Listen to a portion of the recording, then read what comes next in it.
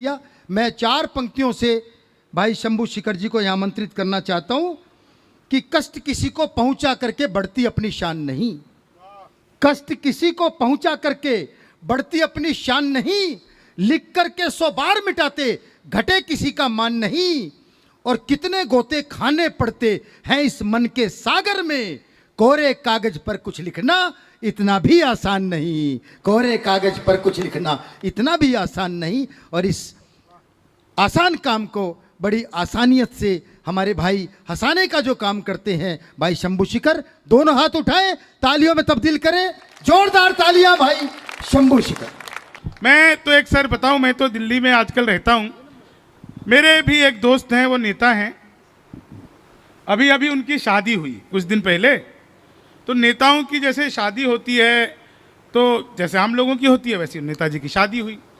तो हमारे मित्र की जब शादी हुई, नेताजी थे, शादी के बाद भी नेता ही रहे, लेकिन शादी जब हुई तो नेताओं के साथ अक्सर आपने देखा होगा 10, 20, 25, 50 समर्थक साथ चलते हैं। अब उनकी शादी हुई, शादी के बाद वो जैसे ही सुहाग रात के लिए कमरे में घुसने लगे तो पीछे पीछे वो 10, 20, 25 समर्थक भी, नेताजी समझदार थे, गेट पर ही रोक दिया। बोले अंदर तुम्हारा काम नहीं है, चलो बाहर से समर्थन करो। अब बाहर से समर्थक चिल्ला रहे हैं, नेताजी संघर्ष करो, हम तुम्हारे साथ हैं। वाह, क्या आनंद लिया ऐसे समर्थकों क्या आप लोग भी। लेकिन नहीं हो जाता है मामला। बिल्कुल, मैं तो सर बिहार का रहने वाला, बिल्कुल तनाव नहीं लेता, एक पैसे का तनाव नहीं लेता। और जब उत्तर प्रदेश आता हूं तो वैसे भी तनाव नहीं लेता। मैं आज नोएडा से यहाँ तक आया, एक बात आप लोगों को बताना चाहता हूँ। नोएडा से यहाँ तक मफतलाल जी में आया, और नोएडा से लेकर यहाँ तक रास्ते में मुझे 20 जगह पर पुलिस सहायता केंद्र मिले। एक भी जगह पर नेता सहायता केंद्र, कवि सहायता केंद्र, आयोजक सहायता केंद्र एक भी जगह नहीं थे। पुलिस सहायता केंद्र 20 जगह थे। और बात आप लोगों तक पहुंच जाए तो पीछे तक बैठे हुए लोगों का आशीर्वाद चाहिए। बात आप लोगों तक पहुंच जाए तो पुलिस सहायता केंद्र का अर्थ है, आप जब भी पुलिस सहायता केंद्र के पास से गुजरें तो उनके सहायतार्थ 100-200 रुपए का भुगतान करते हुए जाएं। असली सहायता तो तभी होगी। आदरणीय सर, आप बीजेपी से जीते हैं? नहीं, निर्दलीय नहीं, वो निर्दलीय आजकल बीजेपी के हो जाते हैं ना, इसलिए कह रहा था। भाई साहब, यहाँ तो दल वाले भी बीजेपी के हो जाते हैं। शंभू भाई क्या संभाला है आपने। नहीं, मैं सच बता रहा हूँ, वो मैं सच बता रहा हूँ। नहीं देखो, एक तो आप लोगों ने निर्दलीय जिताया, ये बड़ी अच्छी बात है, क्योंकि जो आदमी किसी दल में होता है ना, एक्चुअली में वो दलदल में होता है। तो आपने दलदल से निकाला। नहीं तो मैंने तो सर पिछले दिनों मोदी जी से पूछा, अच्छा मोदी जी कमाल के नेता हैं, अद्भुत नेता, दुनिया में मैंने ऐसे नेता नहीं देखे। अभी सर 2000 का नोट बंद हुआ, रसिक जी 2000 का नोट बंद हुआ ना सर, पहली बार मेरे भी भाग्य खुले। पड़ोस की भाभी जी जो 10 साल हो गए शादी किए हुए आए हुए, एक दिन भी बात नहीं की।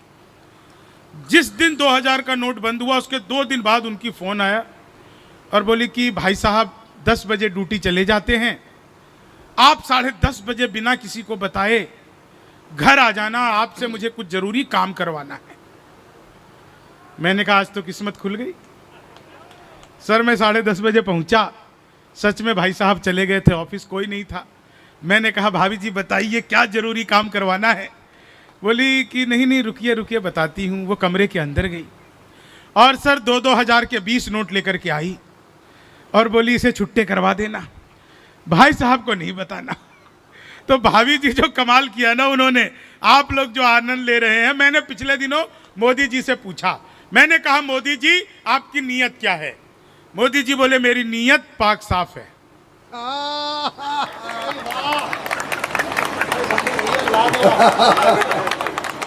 पिछले दिनों वो चीते आए थे भारत में सर, तो वो मैंने चीते से भी पूछा, वो चीते के बच्चे हो ना अभी चीती के, तो मैंने चीते से भी पूछा भाई जो आदमी मोदी से डायरेक्ट पूछ सकता है उसके लिए चीते कितनी बड़ी बात है। तो मैंने चीते से भी पूछा, मैंने कहा तुम भारत आ रहे हो, तुम्हें यहां आते हुए डर नहीं लगा? बोले नहीं, हम वहीं से भाजपा ज्वाइन करके आए हैं।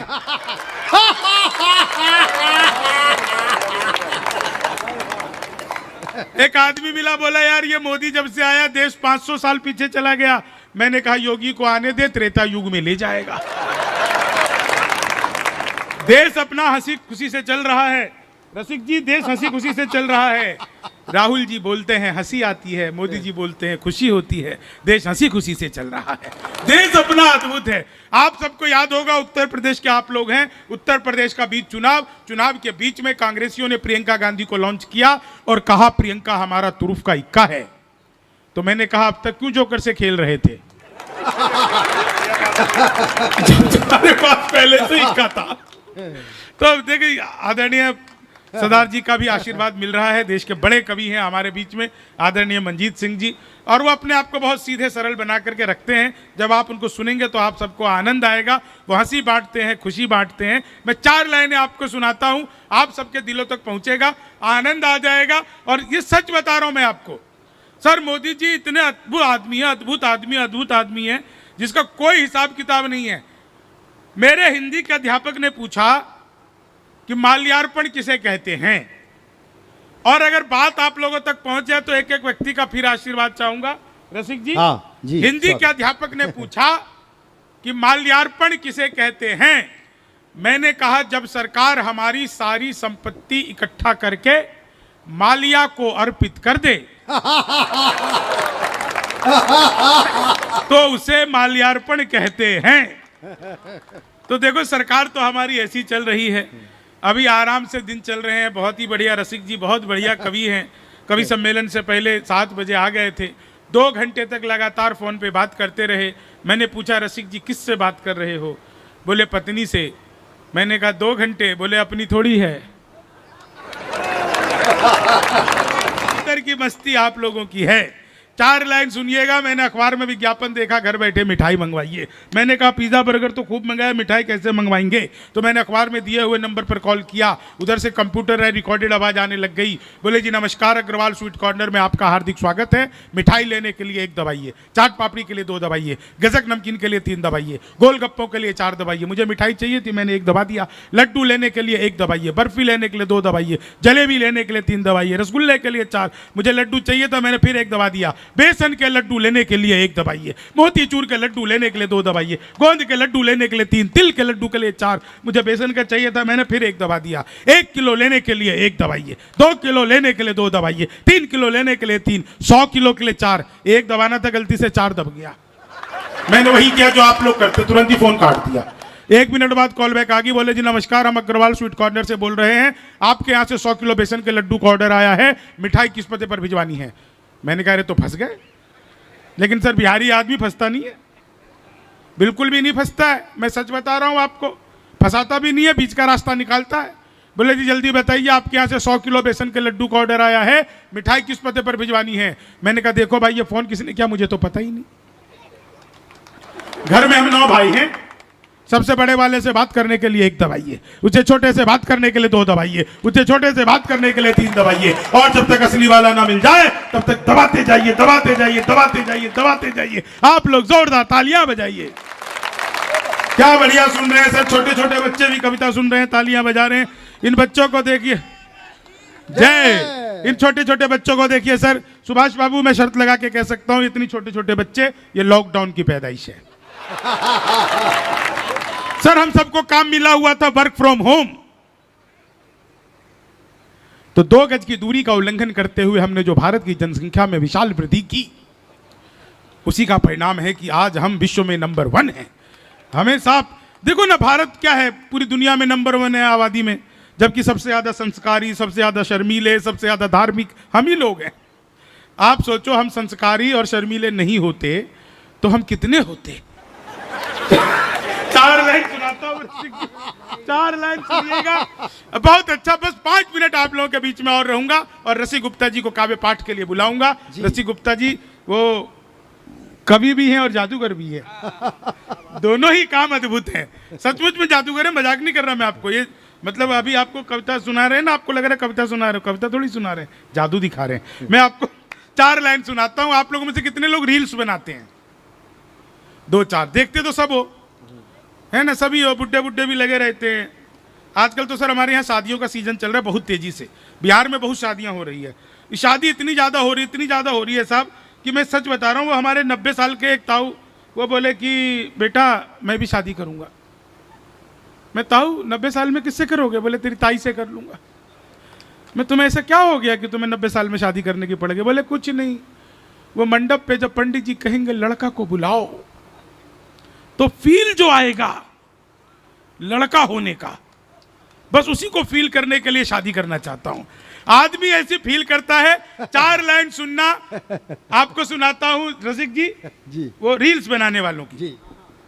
कि लेनी थी जीत हमने मगर मात ले लिए, लेनी थी जीत हमने मगर मात ले लिए, कितने हसीन देखिए जज्बात ले लिए, दूल्हा बेचारा रील बनाने में रह गया, दुल्हन ने फेरे पंडित जी के साथ ले लिए, दुल्हन ने फेरे पंडित जी के साथ ले।